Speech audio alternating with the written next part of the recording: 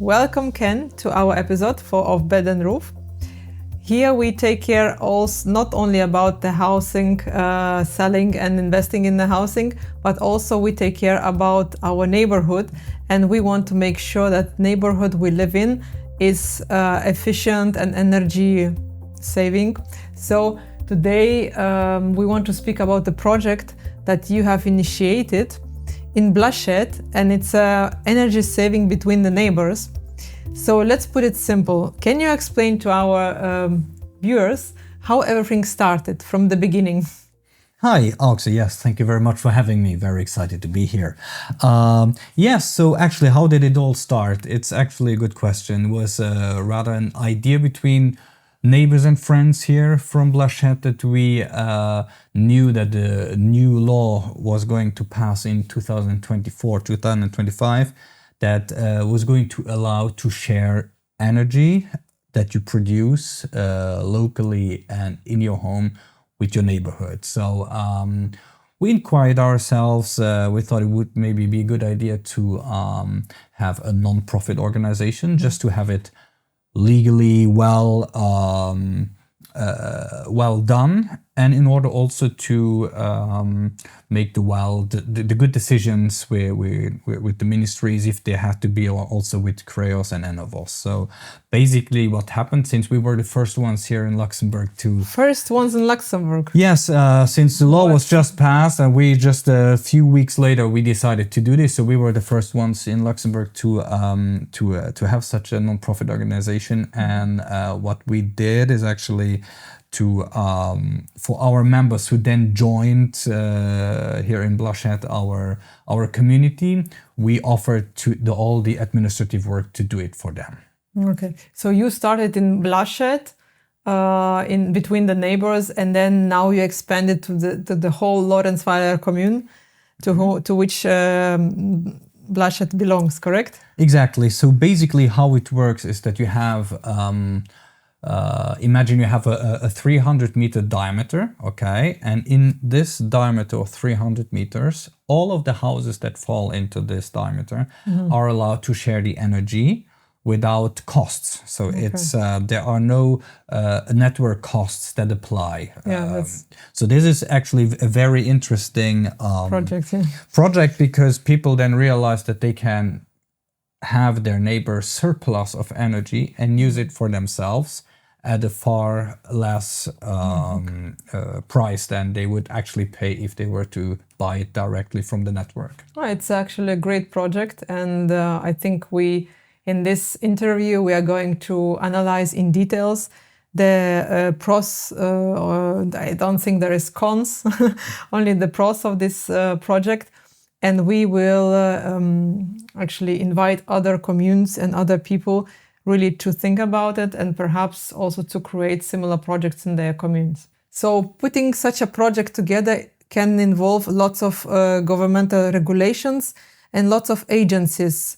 Can you tell me about our viewers, who was involved in this project, whether government was involved, whether commune was involved, on how simple it is to really create? Well, actually, it's pretty straightforward. There are not too many actors involved. So in this case, it was our non-profit organization. And the only real partner that we had to be in contact with was Creos, in order to set up the contracts between our members to enable the energy sharing. Of course, we did have the Klimaagence as an advisor, I would say, and as the expert in the whole process at the beginning, just to give us a really good advice on how to proceed. Okay. And whether did they take lots of time and paperwork to really kick off, or it was quite straightforward?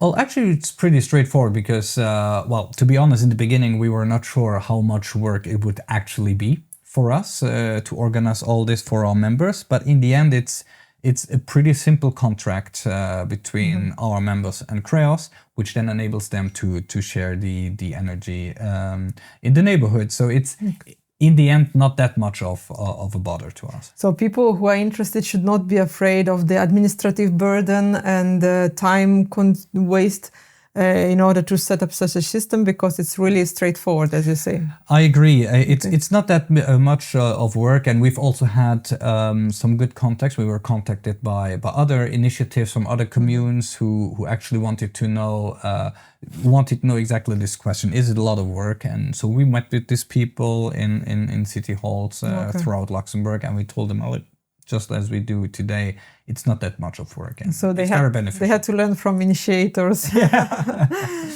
So for someone who is not an engineer and doesn't understand in a really technical systems how they work, can you explain in a simple terms how actually the sharing happens between the neighbors? Okay, well, it's actually pretty simple. So basically, it's in a radius or a diameter of 300 meters. All the houses that are there can share the energy between each other, the ones that produce as well as the ones that will consume the energy. And of course, I mean, technically speaking, the energy that is being produced by the solar panels will be injected into the network, but accounted at the end of the day as being shared with the neighbors. So of course, it's not being directly shared between neighbor A and neighbor B, because then you would have to set up a line or something, you know. But so that's not the case. So everybody injects into the network, but at the end of the day, it will be accounted for as shared energy between neighbors and at the agreed price between the neighbors. But then again, of course, you have out of the 300 meters, you can have as many diameters as you want. So here in Blaschette, we have 5 radius of 300 meters, which almost covers the whole of the area. So that's fine. So in these 5 areas, it's being shared. And then again, the law also allows to share outside of these 300 meters too, between the groups if necessary. I always get a question from the people who ask whether they can participate in such a project if they don't have solar panels on their roof, for example, and if they have the old oil burner or gas, for example. Can they join such a program? Yes, we do encourage everyone actually to participate, because you need both. So you need people who produce the energy as well as households that will consume the energy, because if everybody just produces, well, then we'll have a surplus, and the surplus will just be fed into the grid. And so it's good to have a balanced mix between producers and consumers, and the consumers are actually the ones that benefit, I would say, almost the most of it, because since they do not produce, automatically the surplus that will be produced in their neighborhood will be given to them at the preferred price. So we have members who have been very happy over a year or over 6 months that they have realized that their electricity bills have gone down. When you touch the subject of the electricity bills, so let's show our listeners really the financial benefit, and how does it really save their energy and save their bills. So could you maybe provide more information, or maybe you have an exact example, for example, how much it was saved over the year? So every household is different, obviously. So every household consumes more or less energy depending on the housing's structure, and also if you produce or only consume. So it's very difficult to put a number on it. And it's also very difficult to say, okay, you might have to pay 20 or 30 or 40% less. It's very difficult. But you can say that once you consume this energy, since you pay almost only half of the price that you would to the grid operator for every kilowatt per hour that you do consume from your neighbor, you can say that you will, at the end of the day, pay less. Of course, it depends on the weather. Yeah.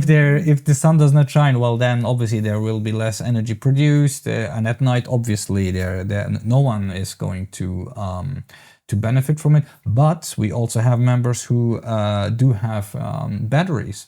So during the day, they can load their batteries through the solar energy, and they almost get through the whole night just using this battery. So let's say now I have example in my head. My neighbor who has a solar panels produces electricity, and I don't have solar panels. I have a gas heating or oil heating, but I have electric car. So basically I can charge my car while using the neighbor's electricity. Yes, that is the idea actually. So we do have members, also myself, so who will try to then load the car during the day when the sun is shining. Once the production is high, and if you consume more than what you produce yourself, then you will get the neighbor's energy for a better price. So yes, I mean it's better than to load your car during the day when the sun is shining instead of during the night. Okay, great. That's interesting. Or if you have a battery, I can just load the battery. Exactly. And then charge the car in the night time. Absolutely. Okay, that's really brilliant project. I think when you don't know the details, really many people don't realize how beneficial it can be, and we are not necessarily informed about this possibility on a wider scale. Absolutely. I mean, what we also tell our members is that no one's going to be a millionaire in selling his surplus of energy to the neighbors, but it's still money saved for everyone in the end, and everybody's happy to save some money on something that simple as the energy production, because your house will consume energy all the time, more or less, depending on what items or appliances you use. So yeah, I mean, it's obviously at the end of the day, everybody will benefit. As we always say, everybody gets out as a winner. Network, really network of the energy sharing. So we see lots of people now looking to invest in the real estate, and they are looking and analyzing different communes. From energy perspective, from green energy perspective, and from thinking further in the future, I think the villages that have such a concept of energy sharing with the neighbors and having created the community, they gain more popularity, and for the future generation, I think that will be a point where they would say, okay, I'm going rather for this commune rather than the one who doesn't have such an initiative. And from your perspective, what do you think, how such an initiative adds also value to the commune itself and the village itself and the whole infrastructure? So maybe you have your thoughts on that. Yes, I mean, personally speaking, for myself, I must say that in my own village where I live now for almost 15 years, I have met people that I didn't know before, just through this initiative, because you go to talk to people are interested, they contact us, they want to know how it works, so we meet maybe for a coffee or just for a chat in front of the door. Like we met, yes? Just like we met, exactly. So yes, so this is nice. It's a sense of community, and it's something that I really like. And I mean, you're talking about communes which have it or don't, so it's not it's not a commune that will organize this, it's up to a neighborhood, up to the people, the residents to do it. So I would really encourage everyone who is interested in doing it, also contact us. It's no problem. We have done it before. We have given our experiences and the best practices on how to do it to other citizens of other communes. So it's fairly simple. It's no rocket science in the end, and it's beneficial for everyone.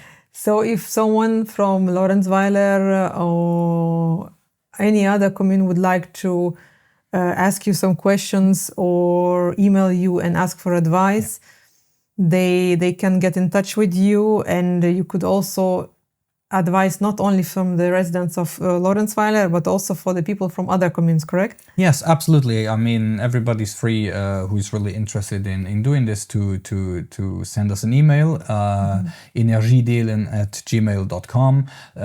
We are going to put it in the description below. That's great. That would be great. I mean, feel free to contact us and just shoot your questions. We can meet or telephone, so no problem. Perfect, perfect. I think it's you are quite approachable. Yeah. Thank you very much, Ken, for really breaking it down precisely for our listeners about all the details, how everything works, and the benefits for having such a program and such an initiative. And I would like to see more villages who would adapt the same project, energy sharing project. And actually that would make the communes more livable, more attractive, and actually the neighbors are going to get to know each other much better. Yes.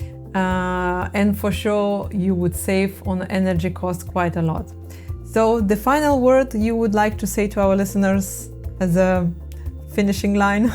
Well, first of all, Aukse, thank you very much for having me and for having this very interesting exchange on this. You're welcome. Also, very interesting topic, obviously.